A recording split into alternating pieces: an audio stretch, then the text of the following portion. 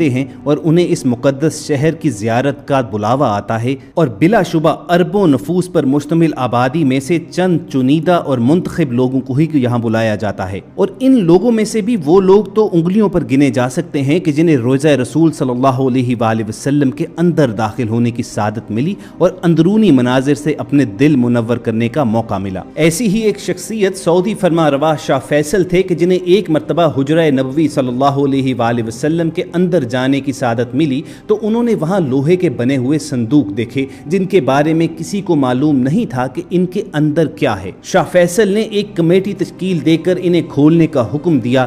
عشاء کی نماز کے بعد یہ صندوق کھولے گئے تو ان میں سے کیا نکلا یہی آپ کو تفصیلاً بتانا ہے، مگر پیشتر اس کے کہ ان زیارات مقدسہ کے سفر پر آپ کو اپنا ہم سفر بنائیں، آپ کو ایک یاد دہانی کروا دیں کہ آپ ریڈ بٹن پر کلک کر کے اور بیل آئیکن کو پریس کر کے وائس ڈیلی کے سبسکرائبر بننا مت بھولیے تاکہ ایسی اسلامی، تاریخی اور معلومات بھری ویڈیوز آپ کو روزانہ کی بنیاد پر ملتی رہیں۔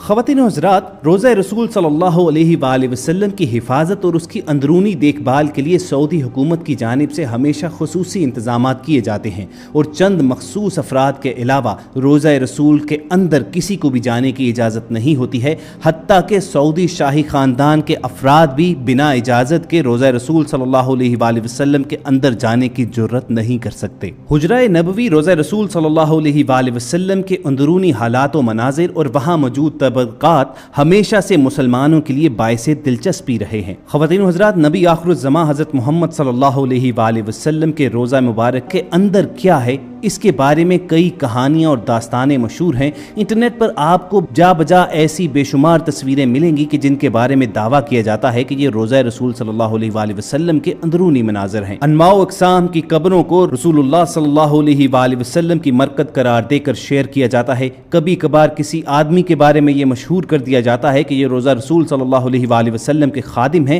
اور اندر جانے کی اجازت صرف انہیں ہی ہے۔ سچ یہی ہے کہ ایسے تمام دعوے باطل ہیں۔ حقیقت کیا ہے اور روضہ شریف کے اندر کیا ہے، اور کیا واقعتاً کسی کو روضہ رسول صلی اللہ علیہ وآلہ وسلم میں مستقل اندر آنے جانے کی سہولت میسر ہے، ان تمام باتوں کے جوابات سعودی حکومت نے حالیہ ہی ایک ڈاکیومنٹری میں دیے ہیں جس سے تمام خرافات کا خاتمہ ہوتا ہے اور تمام سوالوں کے جواب ملتے ہیں۔ پہلی مرتبہ روضہ رسول صلی اللہ علیہ وآلہ وسلم کے اندرونی مناظر الفاظ میں بیان کرتے ہوئے شیخ عائض بن عمر نے 7 ایسے حقائق بیان کیے کہ جو لوگوں کے علم میں نہیں ہیں۔ شیخ عائض بتاتے ہیں کہ سعودی فرما روا شاہ فیصل بھی وہ شخصیت ہیں کہ جنہیں روضہ رسول صلی اللہ علیہ وآلہ وسلم کے اندر جانے کی سعادت حاصل ہو چکی ہے۔ شیخ عائض بتاتے ہیں کہ وہ جب شاہ فیصل کے ہمراہ روضہ رسول صلی اللہ علیہ وآلہ وسلم کے اندر داخل ہوئے تو وہاں کا منظر ہی کچھ اور تھا۔ انہوں نے دیکھا کہ روضہ مبارک کے اندر لوہے سے بنے ہوئے بڑے صندوق موجود ہیں اور وہ تمام کے تمام مقفل یعنی ان پر لاک لگے ہوئے تھے۔ یوٹیوب پر موجود اپنے ایک انٹرویو میں شیخ عائض بتاتے ہیں کہ ہم نہیں جانتے تھے کہ ان صندوقوں میں کیا ہے، چنانچہ روضہ رسول سے واپس آنے کے بعد شاہ فیصل نے ایک شاہی حکم نامہ جاری کیا اور ایک کمیٹی تشکیل دی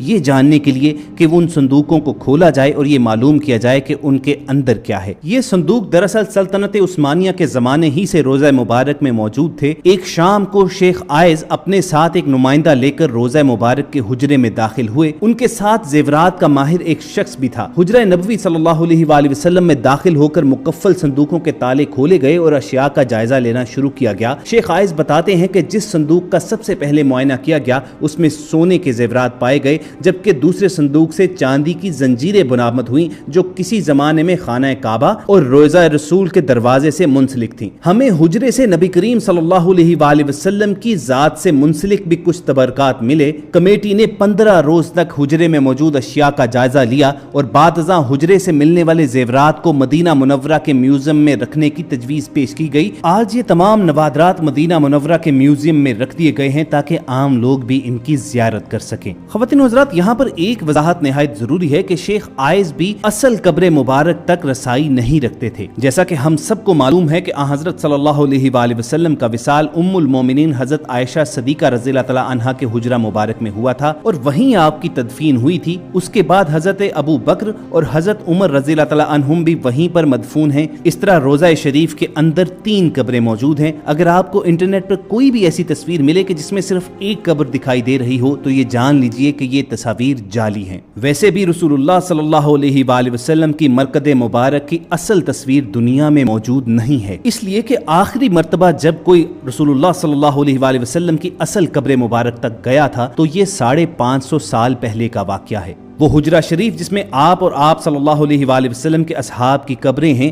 उसके गिर्द एक 4 दीवारी है। इस 4 दीवारी के बाद इसके इर्द गिर्द एक और दीवार खींची गई जो 5 कोनों पर मुश्तमिल है। ये खुसूसी दीवार हजरत उमर बिन अब्दुल अजीज ने अपने दौरे खिलाफत में बनवाई थी और इस 5 कोनी दीवार का मकसद इसे खाना काबा की मुशाबहत से बचाना था। इसी 5 कोने वाली दीवार पर एक बड़ा सा सब्ज रंग का गिलाफ या पर्दा डाला जाता है। ये दीवारें बगैर दरवाजों के हैं, चुनाचे किसी के भी इन दीवारों के पार असल कब्र मुबारक तक पहुंचने का सवाल ही पैदा नहीं होता। जो भी सरबराहान मुमलिकत को आज तक रोजा शरीफ के अंदर दाखिल होने का शर्फ हासिल हुआ है, वो इस 5 कोनी दीवार पर पड़े सब्ज पर्दे तक ही जा पाते हैं। रोजा रसूल सल्लल्लाहु अलैहि वसल्लम पर सलाम अर्ज करने की गर्ज से जब जायरीन सुनहरी जालियों के पास खड़े होते हैं तो सुनहरी जालियों के पार उन्हें बस यही 5 कोनी दीवार पर पड़ा हुआ सब्ज पर्दा नजर आता है। गुज़िश्ता 1300-1400 बरस में इस 5 दीवारी हुजरा के अंदर सिवाय 2 अफराद के कोई नहीं जा सका। पहली बार 91 हिजरी में हजरत उमर बिन अब्दुल अजीज रहमतुल्लाह के दौर में उनका गुलाम और दूसरी बार 881 हिजरी में मारूफ मौर्रिख अलामा असमहूदी के बयान के मुताबिक वो खुद इस 5 दीवारी हुजरे के अंदर गए। आखिरी बार 881 हिजरी में हुजरा नबवी सल्लल्लाहु अलैहि वसल्लम की दीवारें पुरानी हो जाने के बायस इनकी तामीर नौ